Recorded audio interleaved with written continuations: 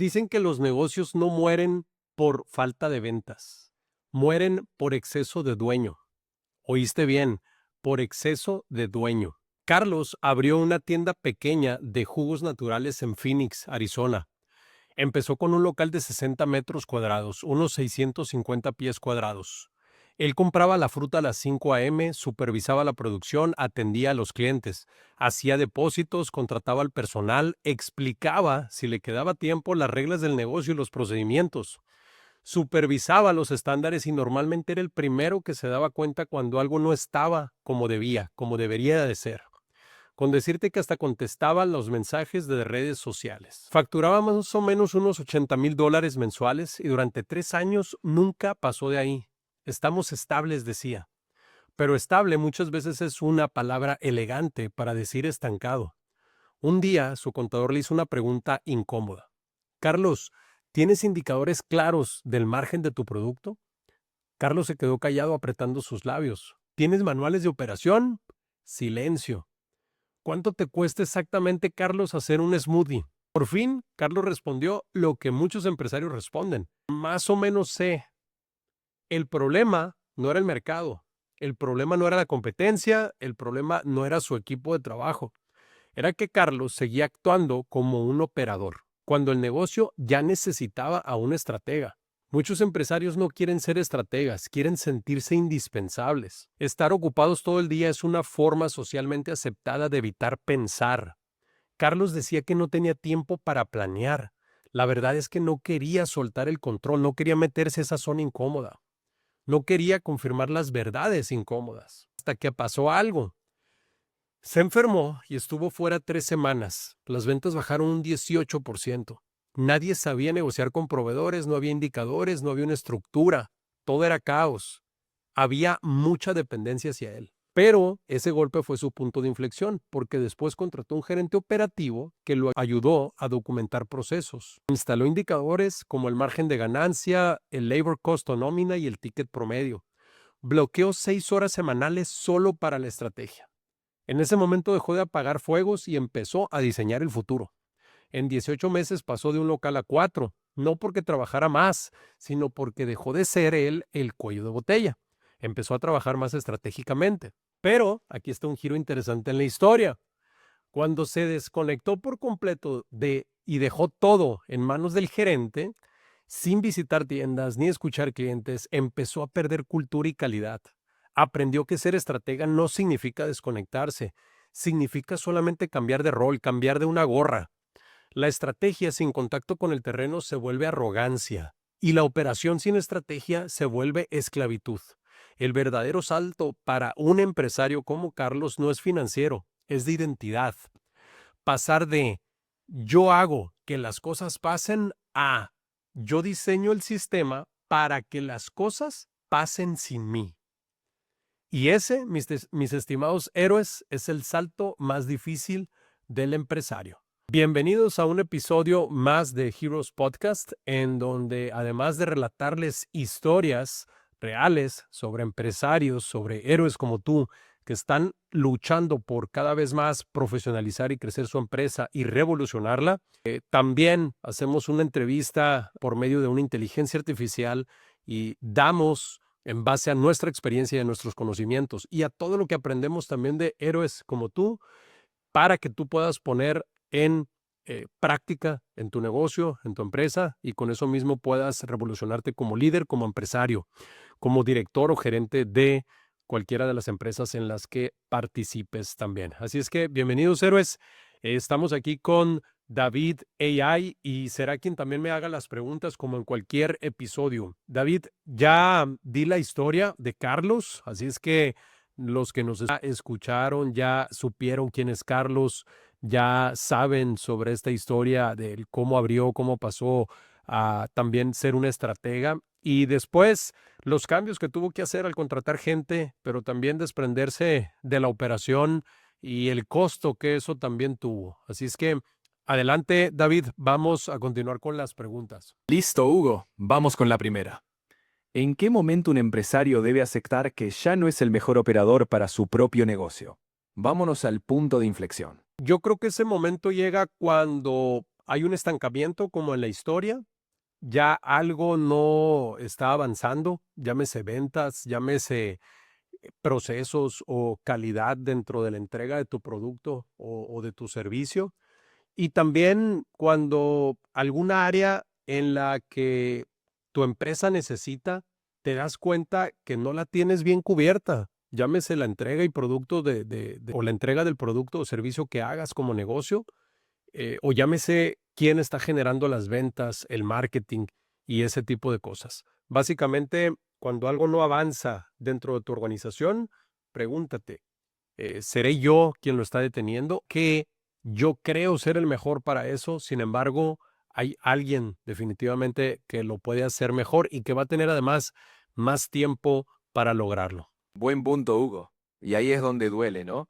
Ahora te pregunto, ¿qué señales claras dirías tú que indican que el dueño se convirtió en el cuello de botella? Vamos a identificar esas alarmas. Una de las señales más claras es la parte de que las cosas se retrasan. La frase de cuello de botella, por algo se le dice así, se le conoce así, es porque como una botella que si la volteamos, imagínatela y la volteamos, las cosas se quedan arriba y muy pocas cosas salen acá abajo.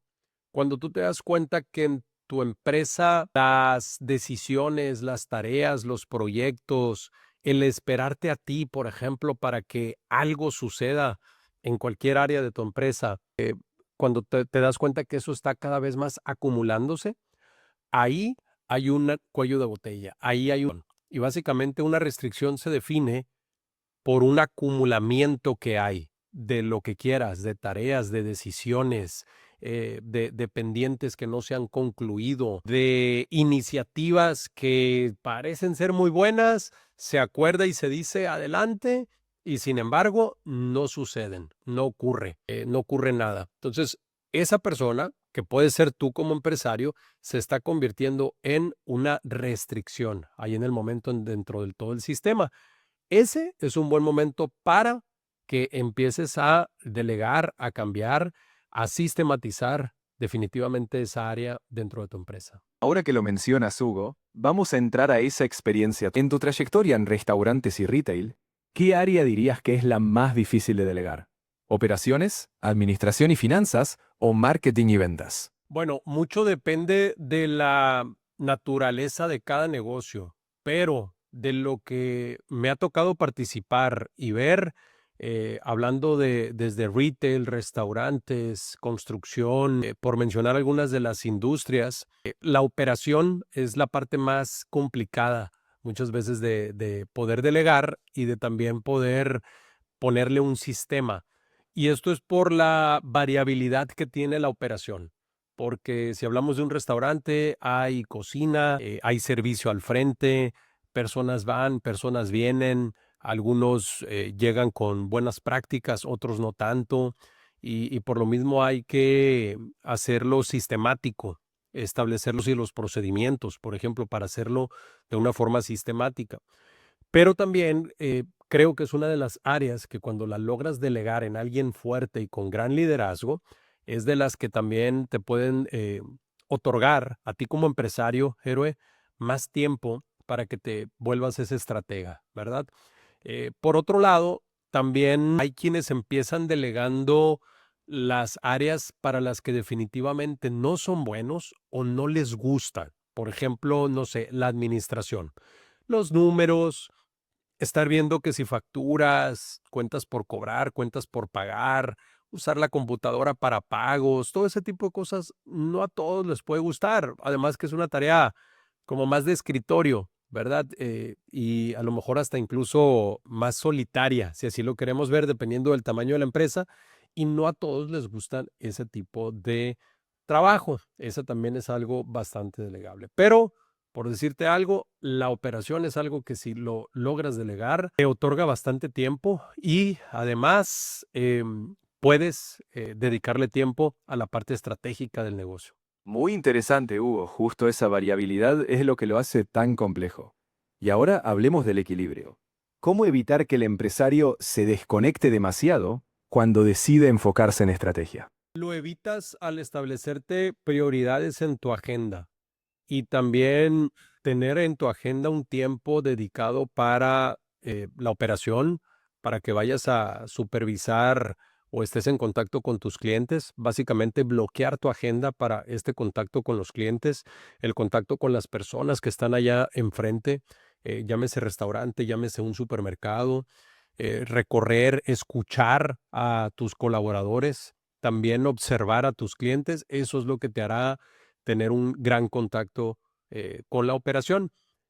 Y ya viendo la estrategia, tienes que estar muy empapado de los números de tu negocio para poderlos estar comparando con lo que ocurre, ¿verdad? Ves números y por otro lado, desde la operación lo estás viviendo, desde el terreno, digámoslo, lo estás viviendo, lo estás observando y vuelves a comparar con números y ahí es donde normalmente las mejores estrategias salen a la luz o incluso cuando escuchas a tus colaboradores y clientes que con la información que tú traes de números, te dan algún comentario, te dan alguna observación sobre tu lugar, sobre tu empresa, y es cuando salen las grandes ideas para que te vuelvas un estratega. Justo ese balance entre terreno y estrategia es clave.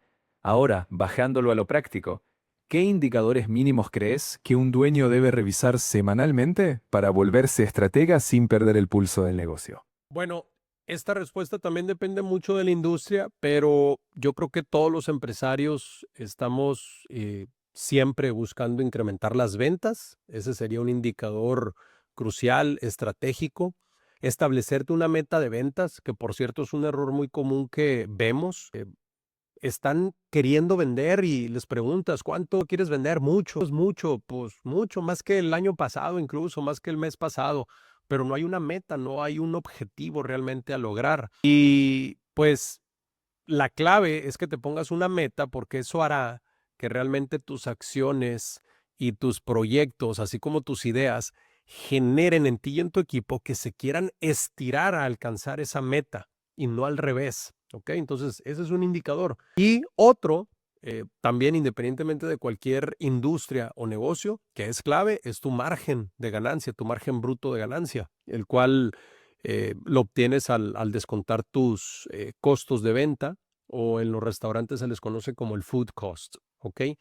Y también tus gastos, para que al final sepas tu utilidad neta de ganancia. Esos son los indicadores, digamos, que le llamamos nosotros históricos, pero de entrada, antes de eso, hay algunos otros indicadores que son proactivos, que te ayudan a generar esos tres que te mencioné. Si quieres saber más de eso, no me quiero ampliar mucho el día de hoy en estos indicadores, pero si tú quieres saber más de eso, escríbenos o déjanos aquí un comentario y con gusto te podemos explicar más de eso o hasta hacemos un episodio al respecto. Buenísimo, Hugo. Y ahora, en el terreno más humano, ¿crees que el apego emocional al negocio es el principal freno para crecer? Quiero escucharte sin filtro. Yo creo que en ciertos casos sí hay apego emocional. Creo que en otros casos hay también como que desconfianza y hacia el equipo, hacia cederle realmente todo el control de esto, de algunos de los procesos, ¿verdad? Es también inseguridad de que las cosas no se hagan como tú quisieras, pero en la mayoría de los casos creo que es que el empresario, los héroes, no saben. Esa frase y ese espacio para explorar de todo lo que no sabemos, es en donde se encuentran realmente las grandes áreas de oportunidad para todos los empresarios. Es infinita esa área y por eso es que cada vez que tú como héroe decides aprender algo, te inscribiste en un curso, contrataste a un coach, escuchas algún podcast como este o algún audiolibro, etcétera, es muy probable que escuches algo que al momento de ponerlo en práctica ya se vuelve un hábito en ti, ya se vuelve una práctica dentro de tu empresa y por lo mismo puedas mejorar. Me gusta esa perspectiva, Hugo. Y para cerrar, te dejo la última pregunta. Si hoy un empresario como Carlos lleva 3 años facturando lo mismo, ¿qué debería cambiar primero? ¿Su agenda, su equipo o su mentalidad? Dame tu cierre.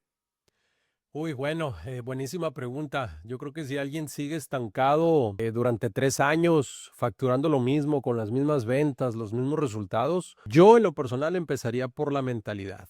Yo empezaría por observar qué es lo que me está deteniendo, qué son las cosas de nuevo que no sé y que por lo mismo no he podido darle un mayor crecimiento. Nuestra mentalidad determina también pues el grado y la rapidez con la que podemos crecer y no sino también cómo nuestro equipo nos puede acompañar para ello. Así es que yo empezaría primero por eso, para después seguramente empezar a influir en el equipo y pues obtener ideas, estrategias para poder revertir ese resultado. Me encanta ese enfoque, la mentalidad es la base. Hugo, gracias por compartir tu experiencia y tus reflexiones. Creo que quienes nos escuchan ya tienen mucho en qué pensar. Y bueno, de aquí en adelante a ponerlo en práctica. Excelente, pues muchísimas gracias David por estas preguntas, por esta entrevista y estar interactuando aquí con todos los héroes que nos escuchan. Así es que, héroe, si te gustó este episodio, por favor, dale me gusta, dale seguir si aún no lo has hecho, compártelo con aquellas personas, aquellos héroes que tú sabes que lo necesitan, que probablemente de escuchar y aprender este tipo de temas, historias incluso de otros héroes, harán que cambien con lo que cerramos, ¿no? La última pregunta, que cambien algo en su mentalidad y que por lo mismo puedan continuar creciendo y desarrollando, revolucionando su empresa. Así es que, por favor, suscríbete, danos seguir, comparte todo este contenido, ya sea en Spotify o YouTube, porque con eso podemos llegar a más héroes como tú y seguiremos muy contentos de seguir compartiendo estas historias, así como estas preguntas y muy pronto también otras entrevistas en vivo y en tiempo real ahí con algunos de nuestros héroes como invitados. Así es que es todo por hoy.